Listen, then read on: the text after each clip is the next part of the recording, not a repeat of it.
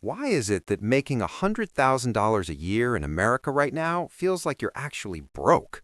Seriously, think about it. You've done everything right. You graduated, you climbed the ladder, you hit that six-figure milestone that sounded like making it back in 2010.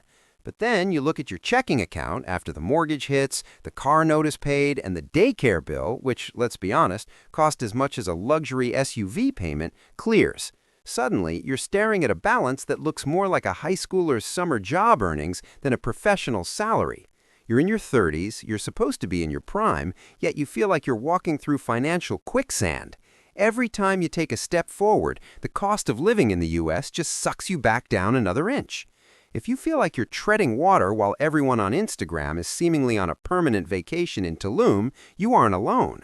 But here's the thing. The American dream you were sold has a massive glitch in the matrix during your 30s, and if you don't understand the mechanics of this decade, you're going to stay stuck. My name is Troy, and I spend way too much time thinking about the intersection of compound interest and the psychological traps of the American middle class. If you're someone who feels like you're earning more than ever, but somehow saving less than you did at 22, make sure to hit the subscribe button and give this video a thumbs up if this helps you out. Look, let's get real for a second. Your 30s are what we call the messy middle. It is hands down the most chaotic financial decade of your life. In your 20s, you were broke, but your life was simple. You lived in a cramped apartment, ate cheap ramen, and your biggest financial emergency was a flat tire or a lost phone. But in your 30s, the stakes are astronomical. You've got the Federal Reserve messing with interest rates, making that starter home feel like a pipe dream. You've got student loan interest that's been compounding like a virus. And then there's the social pressure. Your friends are getting married for the second or third time, and suddenly you're expected to drop $2,000 on a bachelorette party in Vegas just to be a good friend. It's easy to look at all this and think you're failing, but I'm telling you right now, the chaos is a feature, not a bug. The difference between the people who end up as try-hard investors with a seven-figure net worth and the people who stay in the paycheck loop is simply how they handle the mess. Here's what most people don't realize. Your 30s are actually your greatest wealth-building opportunity, specifically because of the wealth multiplier. Now, you might be thinking, Troy, how can I multiply wealth when I can barely pay for organic eggs? Well, let's look at the hard data. According to the Federal Reserve's Survey of Consumer Finances, the median net worth for Americans under 35 is only about $39,000. And honestly, a lot of that is just paper wealth. It's the equity in a car that's depreciating or a tiny bit of home equity. The actual liquid cash, the stuff that builds real freedom, the median is closer to $17,000. So if you're sitting there with 20 grand in a high-yield savings account or a Roth IRA, you are actually crushing it compared to the average person.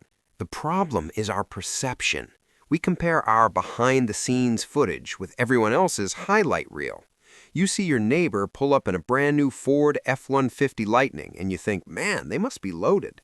What you don't see is the 84-month loan at 7% interest and the fact that they haven't contributed a dime to their 401k in 3 years. In America, we are experts at looking rich while being fundamentally broke.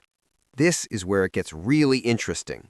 Let's talk about the math of the wealth multiplier. If you're 30 years old, every single dollar you invest today in something like the S&P 500 has roughly 30 to 35 years to grow before you hit traditional retirement age. Using the historical average return of about 10%, or 7% if we're being conservative and accounting for inflation, that single dollar has the potential to multiply by 10, 15, or even 20 times. Think about that. That $500 you spent on a fancy dinner and drinks last weekend, that wasn't just $500. For a 30-year-old, that was $10,000 of your future freedom that you just ate. Now, I'm not saying you shouldn't enjoy your life. We'll get to that. But you have to understand the cost of now versus the value of later. In your 30s, time is still your biggest ally, but the window is closing. A dollar invested at 30 is worth way more than a dollar invested at 45. Now, let's tackle the biggest wealth killer in the U.S. right now, lifestyle inflation. This is the silent assassin of the American dream. Here's how it happens. You get a promotion, your salary goes from $70,000 to $90,000. You feel like a king. You think, I deserve a nicer place. So you move from that $1,800 apartment to $2,600 one. You think, my car is getting old. So you trade in your reliable Toyota for a leased Audi. Suddenly, that $20,000 raise has been entirely swallowed by your new lifestyle.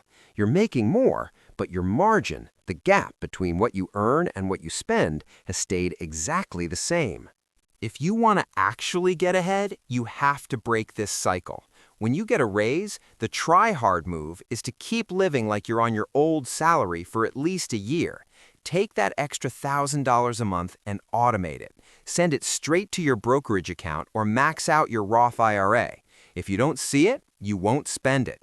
It's the simplest hack in existence, yet almost no one does it because they're too busy trying to signal status to people they don't even like. Another thing that drives me absolutely crazy: old 401k accounts. Look, we're a mobile society. The average American changes jobs every few years. If you've had 3 jobs since you were 22, there's a good chance you have orphan 401ks sitting out there with old employers. This is a disaster for your wealth. Why? Because these accounts are often sitting in high-fee funds you haven't checked in years. Or worse, they're just sitting in a settlement fund earning 0.01% interest. You need to consolidate. Roll those old accounts into a single rollover IRA or your current employer's 401k. Get your eyes on the money. It's much harder to grow a forest when your trees are planted in 5 different counties.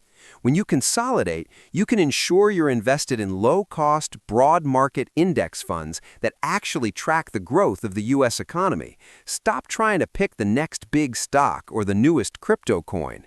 The S&P 500 has outperformed almost every pro stock picker over the long haul.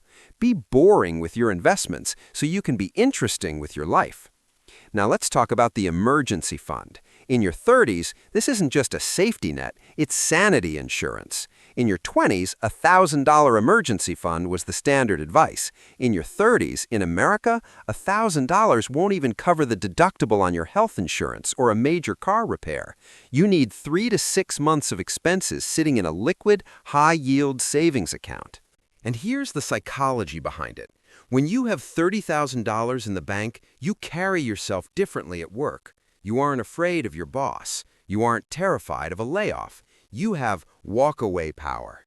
That psychological freedom allows you to take risks that lead to more wealth, like negotiating for a higher salary or switching to a better company, because you aren't living on the edge of a cliff. Wealth isn't just about the number in your brokerage account. It's about the lack of anxiety in your chest when the check engine light comes on. I also want to address the house trap. We're told that owning a home is the ultimate sign of adulting in the U.S. But look, with current interest rates and the sky-high cost of maintenance, your primary residence is often more of a liability than an asset for the first decade you own it. If buying a house means you have 0 money left over to invest in the market, you aren't building wealth, you're just house poor. There is no shame in renting while you build your investment base. Renting is a fixed cost. A mortgage is the minimum you will pay every month. When the water heater explodes in an apartment, it's the landlord's problem. When it happens in your house, that's $2,000 out of your pocket. Don't let social pressure drive you into a 30-year contract you aren't ready for. So, how do we fix this? How do we navigate the messy middle without losing our minds? It starts with values-based spending. Here's the reality. You can afford anything, but you can't afford everything. If you love travel, great, spend on that. But that means you probably shouldn't be driving a car with a $700 monthly payment. If you value a nice home, cool, but maybe that means you aren't eating out 4 nights a week. Most people spend money on things they don't even care about because of default spending. They buy the expensive latte, the subscription services they don't use, and the brand-name clothes because it's just what people do. You have to be ruthless. Cut the spending on things that don't bring you genuine joy so you can overspend on the things that do and still have plenty left over to invest. Here's the move I want you to make this week. I call it the financial audit. Open up your last 3 months of bank statements. Look at where every dollar went. Don't judge yourself, just look at the data. You'll probably find that you're leaking hundreds of dollars a month on things that don't matter. Redirect that leak into your future. And look, if you're sitting there thinking, Troy, I'm 38 and I have nothing saved, is it too late? Absolutely not. You might have missed the 20x multiplier of your 20s, but you still have an 8x or 10x multiplier in front of you. The best time to plant a tree was 20 years ago. The second best time is right now. The messy middle is hard, but it's also where the most growth happens. You're learning how to balance responsibility with ambition. You're learning that wealth isn't a destination, it's a series of habits. Building wealth in America today isn't about being a genius. It's about being more disciplined than the average person. It's about ignoring the Joneses and focusing on your own scoreboard. It's about understanding that your 30s are a marathon, not a sprint. You're going to have bad months. You're going to have unexpected expenses. You might even have a year where your net worth goes backwards because the market dipped. That's okay. Stay the course. The goal here isn't to be the richest person in the graveyard. The goal is to build a life where you have choices. Choices about where you work, how you spend your time, and how you provide for the people you love. That's the real American dream, and it's still totally achievable, even in the middle of the mess. I want you to take one concrete step today, just one, whether that's calling your HR department to bump your 401k contribution by just 1%, or finally logging into that old retirement account to see what's going on. Do something. Small moves made consistently over time create massive results. Your future self is either going to thank you or wonder why you waited so long. Be the person your future self thanks. If you found this helpful, do me a favor, leave a comment below and tell me what's the biggest financial mess you're dealing with in your 30s. Is it daycare? Is it the housing market? Let's talk about it in the comments. And if you haven't yet, subscribe to the channel. We're going to keep diving deep into the strategies that actually move the needle for the try-hard investor. Go out there, manage the mess, and keep investing in yourself. I'll see you in the next one.